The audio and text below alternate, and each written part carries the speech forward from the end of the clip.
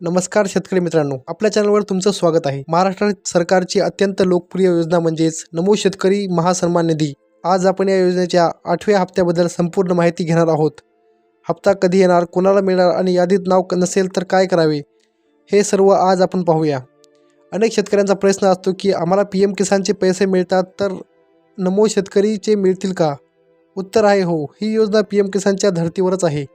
ज्या शेतकऱ्यांची eKYC आणि लँड सेडिंग पूर्ण आहे आणि ज्यांना केंद्राचे 6,000 रुपये मिळतात त्यांना राज्याचे अतिरिक्त 6,000 रुपये 3 हप्त्यात मिळतात।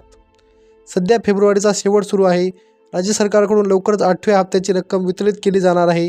साधारणपणे मार्चच्या सुरुवातीला हे पैसे तुमच्या खात्यात DBTद्वारे जमा होतील।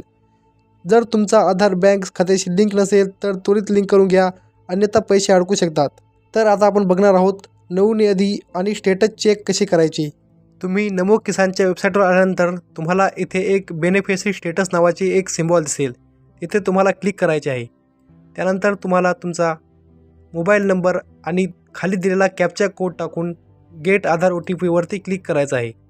त्यानंतर जसे तुमचं आधार कार्ड रीड होईल, तुमच्या पुढे दुसरी साईट खुलेल आणि त्यामध्ये तुमचं पूर्ण नाव, तुमचा मोबाईल नंबर, तुमचं जेंडर वगैरे, तुमची farmer ID, PMK registration date सगळं पूर्ण येऊन जाईल।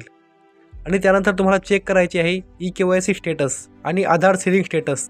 जर तुमच्या आधार सीडिंग स्टेटस पुढे यस असेल तर तुम्हाला काळजी करण्याची काही गरज नाही, परंतु तुमच्या आधार सीडिंग स्टेटस पुढे नो असेल तर ते तुम्हाला लवकरात लवकर आधार सीडिंग करून घ्यावे लागेल। आणि तुमचा पेमेंट मोड तर आधारच असेल। आणि तुम्ही खाली बघू शकता तुम्हाला पूर्ण हप्त्याची लिस्ट मिळेल।